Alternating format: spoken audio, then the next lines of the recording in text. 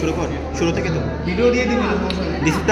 This is the viscera of the left lung, left lung, the left lung. এরপরে বলা হয় এই যে এটাকে বলা হয় স্টানোকোস্টাল সার্ফেস, স্টানোকোস্টাল সার্ফেস ডিরেক্টেড আউটওয়ার্ডস।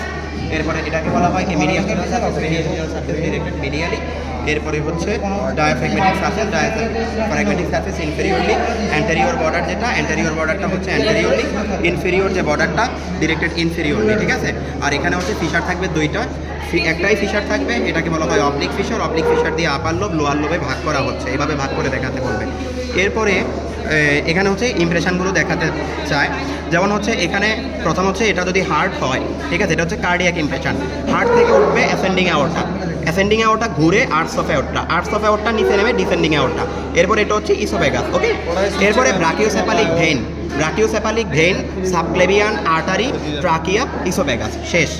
আর এটাকে যদি বলা হয় এখানে, এটাকে বলা হয় যে লেফট প্রিন্সিপাল ব্রঙ্কাস। ট্রাকিওসেফালিকটা কোথায়?